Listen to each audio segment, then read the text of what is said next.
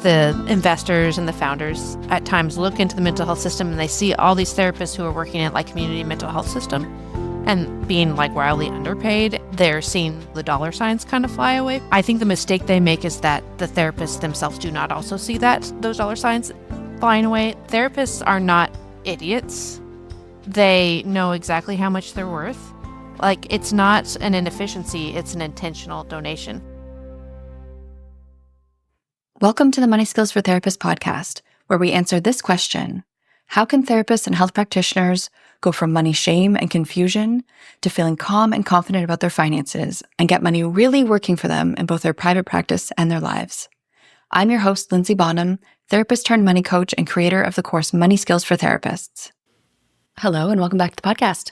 Today's episode is with Megan Cornish. Megan Cornish is a social worker turned writer who works with some large venture-funded online platforms, and in her work has really become aware of the way that some of these large platforms, who we are not going to explicitly name in this episode, to be clear, are exploiting therapists and are a risk to therapists and the impact on the therapy industry. So today, Megan and I talk about how these companies tend to work, these like venture-backed, where there's like lots of funding that's going in to these large companies that make mental health care accessible, but don't necessarily pay therapists. We talk about some of the risks that come with working with these companies. If you are working with these companies, how to get the most out of it, right? What are productive ways that you can work with these companies to protect yourself? How to be savvy about what companies to work with, what not to. And we talk about her online community, which is about sharing this information to make sure that therapists, we protect ourselves from large tech that is coming into our space and isn't interested in mental health outcomes and isn't interested in our well-being, but who answers to their investors. And that is what they are set up to do. So very informative conversation today. We cover a lot of ground. Megan brings in a lot of knowledge about startups and tech and how these venture capital businesses work. That has certainly been new information to me, and I think will be new information to most folks listening. Helpful for us to understand who's coming into our space and how they work and what their metrics of success are and what we can do to work with them productively and also protect ourselves and our industry against them. Here is my conversation with Megan Cornish.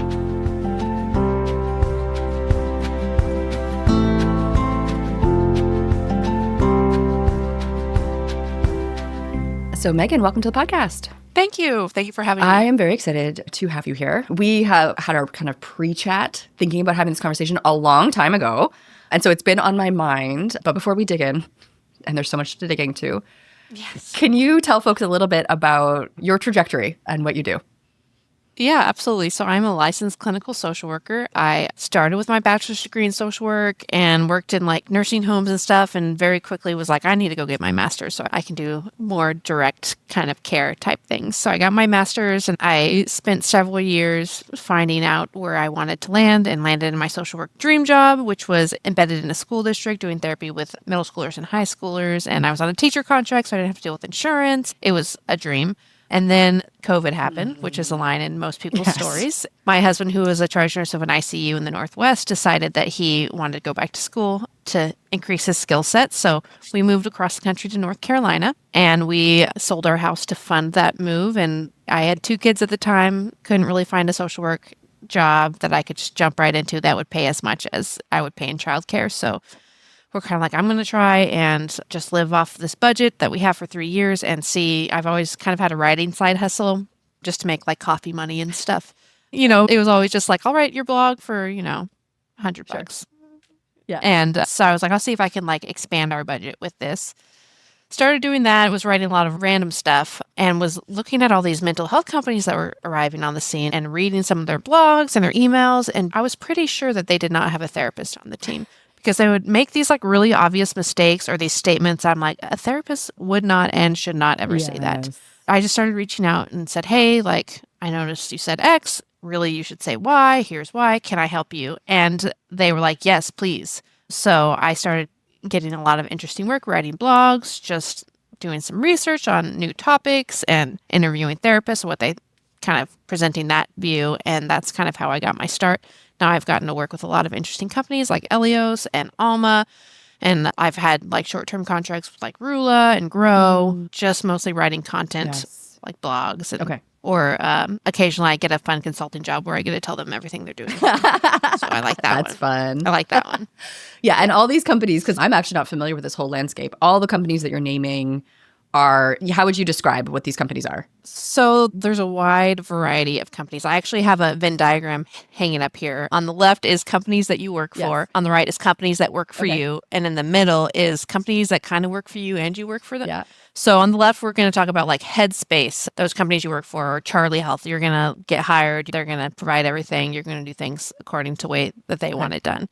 On the right is like tools like Simple Practice or Outpractice or Mental Health Match, all these companies that are going to help you with different parts of your practice. And in the middle, you've got Alma or Octave, where they're going to give you some tools and you're going to be a contractor, but also you're going to probably have to do some marketing yourself or that kind of stuff. So I've worked with all three categories. Yes. Okay. And all of these categories, if we were going to summarize, like they're kind of like tech in the therapist space.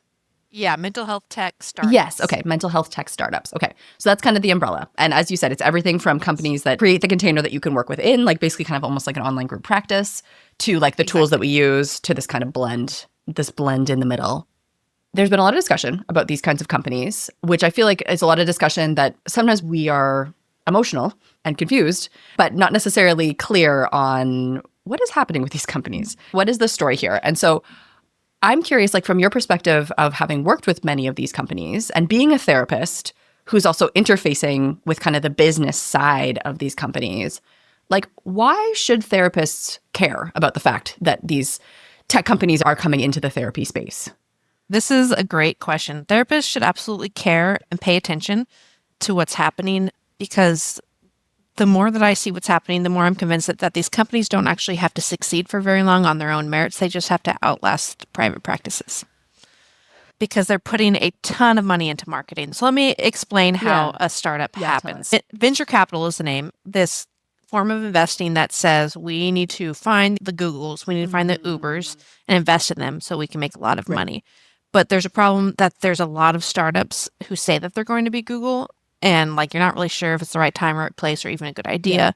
So they end up giving tons of money to hundreds of startups. And only one or two of them needs to be the next Google to make back all that money and more. Yes. Okay. But as a rule, they have to throw only money at startups that profess to have the potential to make that kind of money. Otherwise, if you don't think you can make that kind of money, then why would they give you investment dollars? And the amount of return that these investors want is like, they want to see that you have at least an 80% profit margin. That's like what they're shooting for, which is wild, especially in healthcare. Yes. The reason why venture funding has gotten any traction at all, even outside the mental health space, is there is a lot of really good ideas that only work if you have a lot of money to start. With social media being an example, no one's going to be on Facebook if the only people on Facebook are in your neighborhood. Like say, hey, get on Facebook. They had a really good idea. They got some traction, but to make it really explode the way it did, they had to have advertising dollars to get everybody on it. And that's what made it valuable.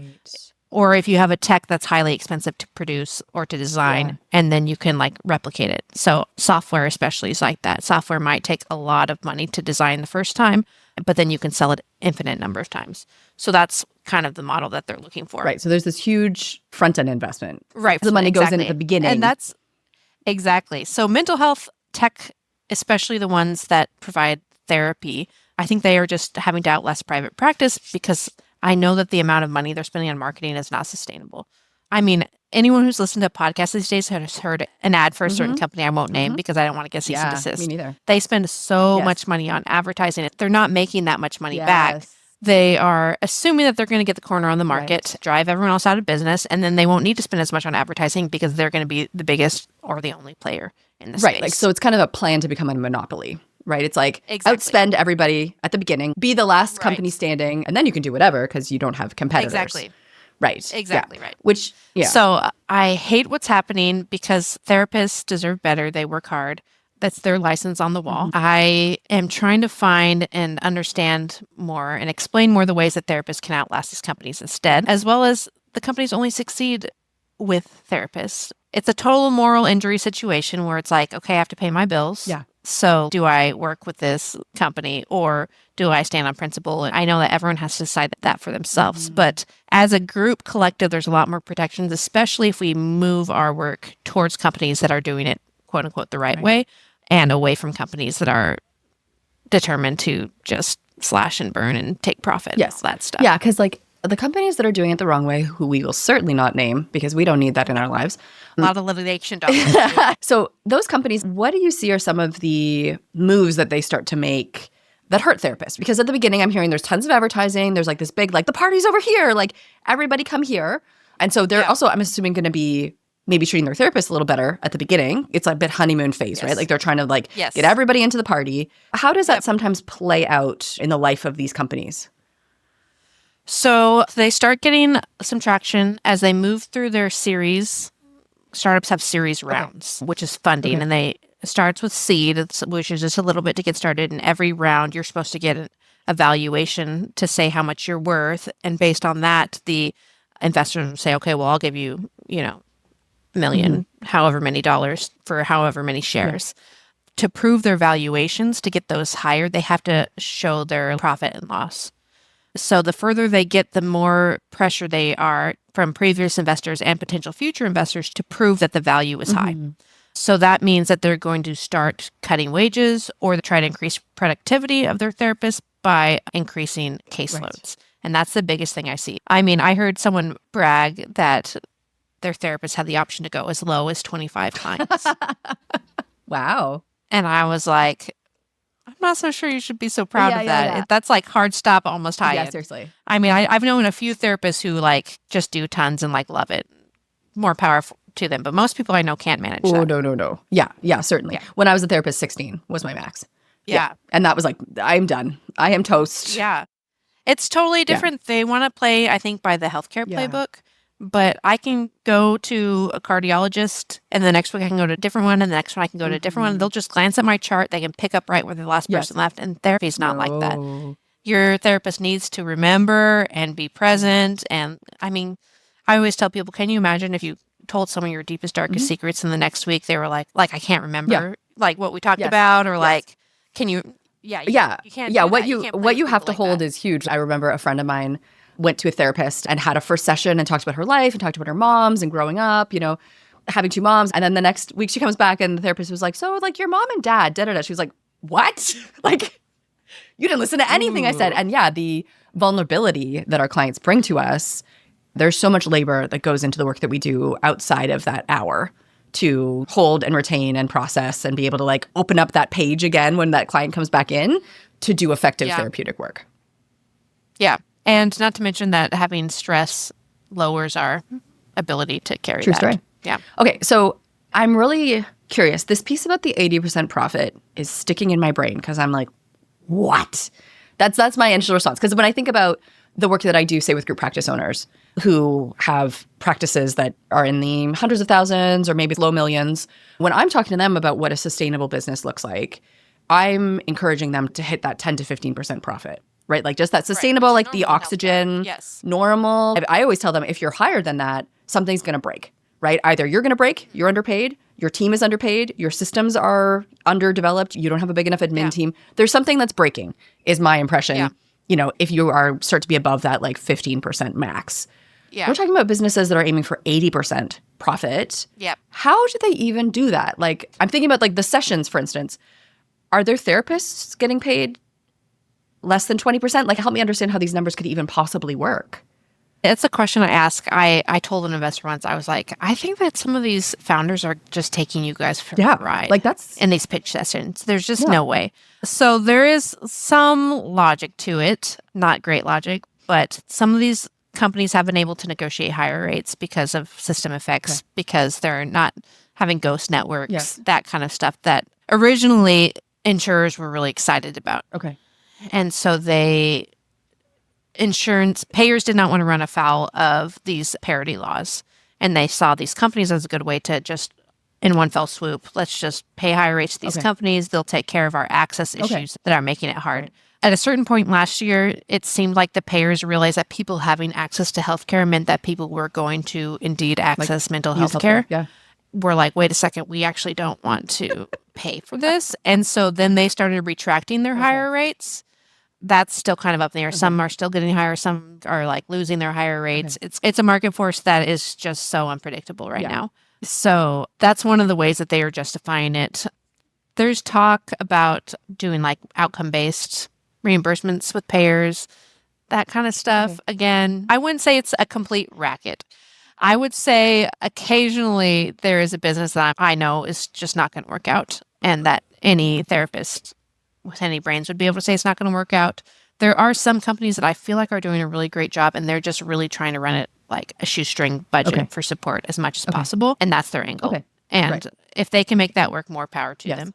I've learned that I shouldn't publicly state a company is good, because a week or two later, they'll do something and then people come after me. So you are not part of those companies, and therefore I cannot advocate. But there are a few that I've seen consistently try to make good decisions.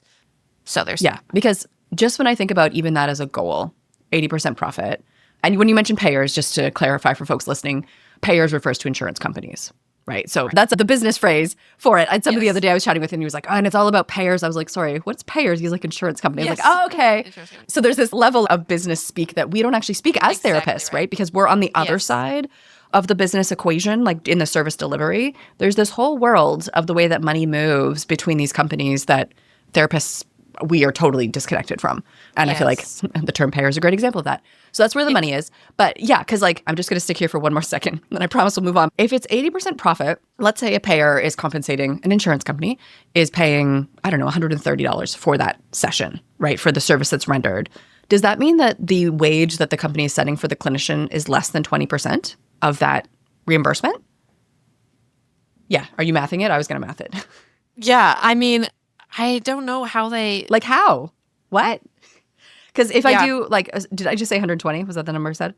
So that stat that I got, it's from Behavioral Health Business, and it's a quote from an investor who says 60, like that traditional VC funds look for 80% business margins, but they will occasionally go down to 65%, which still seems it's still like... crazy. Right, yeah. Because it's just a great illustration there, I think, of, first of all, as you say, some of it is a racket. Like, that's never going to work. But also, it's so disconnected from how healthcare works, right? And how the therapy industry works, where like the heavy lift of that is on the worker, the therapist, right? And we're not doing work that is light and repeatable and that somebody else can just step in. We're building therapeutic relationships with people that have to last for years sometimes to have effectiveness, certainly at least months. And as we mentioned earlier, you have to remember if somebody has two moms or a mom and a dad, like stuff like that's really important. The compensation for that work has to be high. Like, we can't work 40 hours a week. We can't even work 25 hours a week, most of us, without eventually just like literally dying. That's how I feel about when I think about 25 hours a week. I'm like, oh, I could not. And so it kind of feels like they're trying to cram a square peg in a round hole. Our industry doesn't fit these rules of these unicorn companies that end up having like $1 billion valuation. Healthcare is not very profitable, and it shouldn't be. Yeah. Because it's not something that you can just copy paste 1,000 times, right? Like, it's not like you said, like a software that you can make and then sell 100,000 times. It's like this very specific, every single session is different and individual and catered and takes a huge amount of energy from the therapist. So it just seems like such a mismatch. Yes, it really does. I was talking to someone about this concept, and they were explaining that founders, they're looking for inefficiencies in systems and to solve that problem, and in some way that also is profitable. And I think what happens is the investors and the founders at times look into the mental health system, and they see all these therapists who are working at like community mental health system and being like wildly underpaid. They're seeing the dollar signs kind of fly away from that situation. I think the mistake they make is that the therapists themselves do not also see those dollar signs flying away. Therapists are not idiots. They know exactly how much they're worth, and they are intentionally donating their value to their communities. Mm-hmm. Like, it's not an inefficiency, it's an intentional donation, which is why it always cracks me up when founders are so confused at why therapists are mad. Well, because if someone is getting rich off our work, it better damn well be us. Yes, right, exactly. And that's such an important distinction to make is, you know, folks will choose to work for insurance companies or work in community mental health because they want to be accessible, but they're choosing to earn less money in order to contribute to their community. Yeah, and to live according to their values. Yeah, but that's very different than watching some like bro in California buy a second yacht off of your work. Exactly. That doesn't give you quite the same touchy-feely loveliness that you might get from, being able to work pro bono or in community mental health. Exactly. Interesting. Okay, yes. So as therapists are maybe already working with some of these companies, considering working with some of these companies, like I often see this as a way that people are like, I just want to get started in my practice. It's scary to learn how to like market and do finances and all these things when I can just plug myself into this platform that already works. If people are considering working with these companies or already, how can they be savvy about navigating this landscape? Yeah, I think the most important thing is that therapists need to have their parachute ready. Yeah. The things change so quick. Even the people that wrote the contract that you're signed today might not be employed by that company in a few months. Things are going to change. Use the companies to serve your business, but always know that it's your business and have your backup plan. Right. If you're going to work with them, identify the skills that are deficient enough that you feel like you have to work with them and be intentional about increasing those skills during your time there. Just be ready to leave and not look back when it becomes clear that they're no longer setting you and your clients up for success. Your mileage may vary on this piece of advice, but I have recently started telling therapists when you first start meeting a client, you should have your own website, first of all. When you first start meeting a client, just say, my clients are very important to me. I want you to know if ever there's a time where I am abruptly gone from this company, that it may not be in my control and you can reach out to me at my website. Yes. Because they've got weird non-compete agreements and you may not have access to your systems and stuff like that. I've heard stories of therapists literally logging on to find that they don't have access anymore. And there's been an email sent out that says, your therapist is no longer with the company, but here's 3 more therapists you can meet with, as if they're just interchangeable. Yes. So that's kind of like a safeguard. Right. Just like plant that seed from the beginning of exactly. If ever. Like, come find me online. Yes. Yeah. And I'm curious, you asked if my morals vary on that. Do you see folks feel like we should have a kind of like an allegiance to those companies and not tell people how to find us? No, the miles may vary because I don't want to tell anyone. I don't know what the contract is. Okay. So I don't want to give any advice that might get someone sued. Yes. But I think there's probably ways to do it in a I think so. And I think that beautiful, just in case, just so you know, if one day planting that seed, I think is very strategic. And I love what you're saying about have your parachute, because it makes me think about in the book Radical Candor, she talks about like kind of 2 types of employees. There's rock stars, who are folks that like stick around. They're like very loyal, like they're there for the long run. And then there's shooting stars, who are people who are passing through. And what I'm hearing is you should always be a shooting star when you're using these services. Yes. Like, be part of that platform, because as you say, you're like, okay, marketing is really hard for me. I need to hit the ground running, so I'm going to work for this. But then I'm also going to work on my marketing skills. It's not actually a stable environment where you know that you can stay even if you want to. Let this be your pathway towards private practice to support you on that journey, but don't plan to live there, because what I'm hearing is like the furniture might get rearranged and there might be things totally changed overnight. You don't have control over that business at all. Exactly. Yeah. And often even the founders, they might start with great intentions, but once investors get involved, there's a board and you have to abide by the decisions of the board. I'm thinking about that, who was that AI guy who got fired suddenly, and then I think they brought him back. Sam Altman. Yeah. It's like, it can even be like your brainchild, but once you get investors involved, they're like, I don't know, I think we need new leadership. Like, these are such fickle creatures. They bring in their tech bro playbook, which I'm sure worked really great if you were building tech, but mental health is another beast. So for folks who then already have a practice or know like, okay, I'm working with these platforms now, but yes, I do want to get into my own practice. How can we protect our businesses and our practices against this like larger force at play, right? Where there is like super cheap therapy available online so conveniently. Like, we have a lot of marketing to compete with, if nothing else.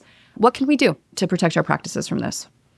I think that's a good question. So I started a Facebook group. It's called Fit Check for Therapists. It's not a burn the system to the ground place, even though some people want it to be.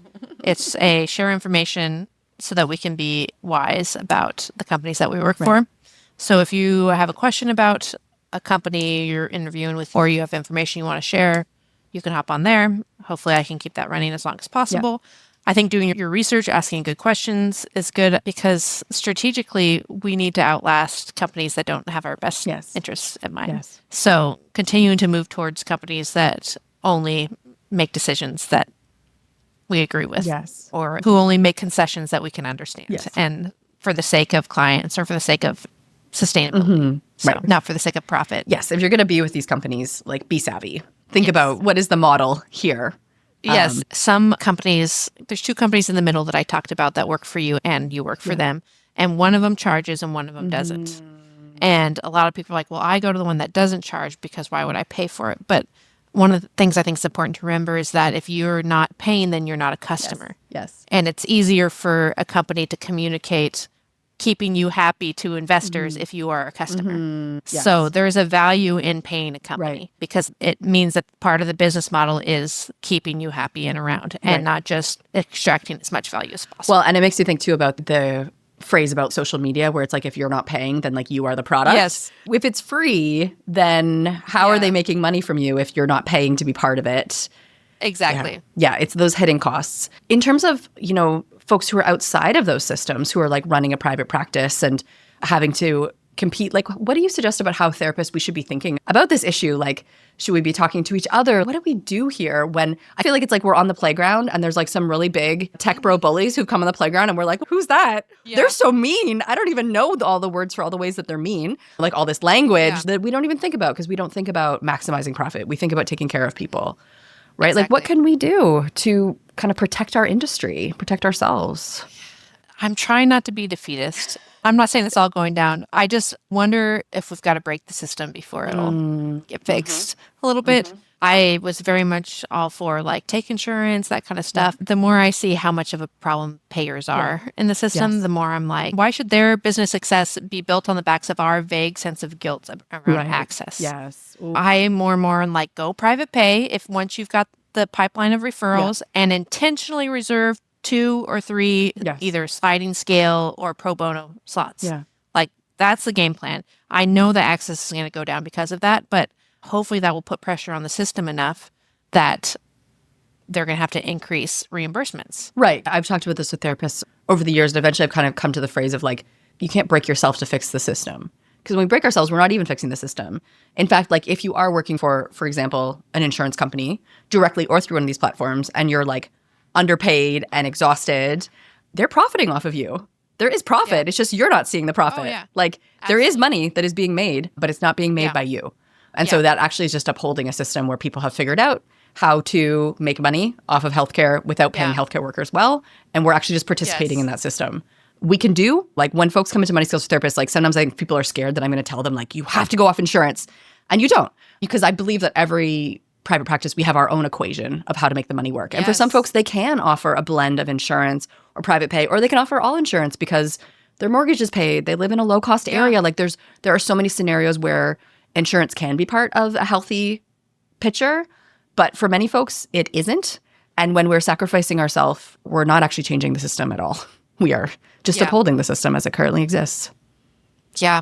There's a lot of places that have low paid at the bottom service workers. Like I think about like fast food, and I don't think that they should be paid super low either. But in those situations, the company is providing the product, but therapists show up fully equipped with everything they need to do therapy. Yes. The company is not providing anything other than occasionally like administrative assistance and occasionally a client pipeline. Right. So just maintaining that sense of self-assurance in your license and that you're providing the product that this company is selling. Yes. So making sure that they are reimbursing. Like you are the value. If you weren't there, they don't have anything without you. Like, really connecting with that power that you have.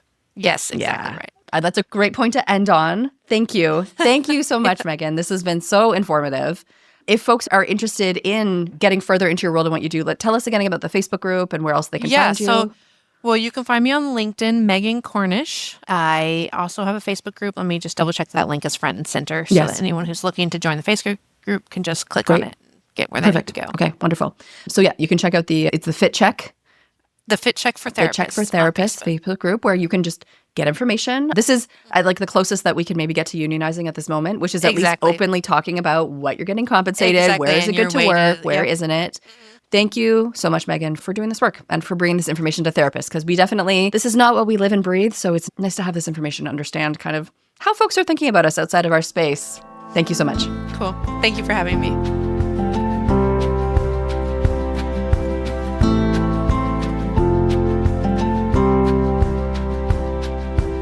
This conversation with Megan has my wheels turning in multiple ways.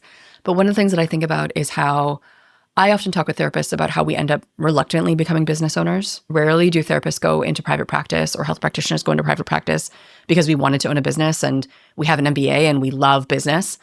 We tend to go into a private practice because we want to serve our clients and we want to do it our way, right? And so we accidentally become business owners. And the work that I do with therapists is helping us with that foundational financial literacy. That's what we do in Money Skills for Therapists, like really just understanding how do business finances work, working on your relationship with money, getting your feet under you. And then with the group practice course, I help folks with that financial leadership of what do strategic decisions around money look like. But all of these pieces are actually, I would say, almost like a drop in the bucket compared to the kind of business knowledge and savvy and expertise that these massive companies are bringing into our space, right? Like they are operating on a very different set of rules and even a different set of ethics than we are when it comes to business. And therapists becoming educated and clear on money and how it works and our value and the value of our work and doing the things that we can do, as Megan said, to make sure that we have our parachutes, that if you are working for a large company that might change on a whim, that you have your private practice ready to go, that you're working on those skills that you know are a deficit area for you. We need to do these things to be able to preserve ourselves in this landscape, right? Like we have, like I said, it feels like there's some kind of like big kids who've come on the playground. They're playing by a different playbook than we are. And we need to make sure that we have the financial literacy and the clarity about our own values and skills to hold our ground and make decisions that are good for us and make decisions that, as Megan said, might shake up the system by refusing to be exploited by these large companies, which includes insurance companies too, that make money off of us, and hold our ground and learn enough about business, become competent enough with business that we don't end up basically serving these large companies at our own detriment. Because whenever therapists are not doing well, whenever we are tired or depleted, that is also translating into our work with our clients, right? We are not showing up as our best selves. We are not able to be fully present. We are not able to be our most creative and responsive and dynamic when we are exhausted and tired and stressed about money. And so there's just so many ripple effects that come from us being plugged into these larger systems that don't care about us. But certainly a huge part of the answer is that we need to develop the literacy and the confidence to be able to run our own businesses successfully so we don't get swallowed up by these larger systems. And so that if we are choosing to participate in these systems, we're doing so because we're clear that this is actually sustainable for us and our family can be okay and our own financial health will be okay, even if we're working with some of these systems that don't compensate us well. And we've made a conscious decision that it's worth it. So many pieces here. I so appreciate Megan coming and bringing this knowledge to us today, and certainly check out her Facebook group if you want to be part of conversations about where are the better places to work, what is happening in these different companies and in this industry, and check her out on LinkedIn to get into her world. So thanks for Megan coming on the podcast today. If you are enjoying the podcast, you are welcome to leave me a review. We have a beautiful link in the show notes that will take you to whatever platform makes sense for you to leave a review. That's a really helpful way for folks to find us, whether you just want to leave a star rating or share about what you appreciate about the podcast. That's always a really lovely thing, a lovely way for you to support the podcast. And if you are interested in working with me, the way to do that is through my 2 courses, either Money Skills for Therapists for solo practitioners or Money Skills for group practice owners. And we will put the link in the show notes for how to get into both of those worlds. I would be happy to support you in having your business finances actually work for you and getting that grounding and financial confidence so that you can be well and you're financially taken care of and somebody else isn't profiting off of you. So thank you so much for joining me today.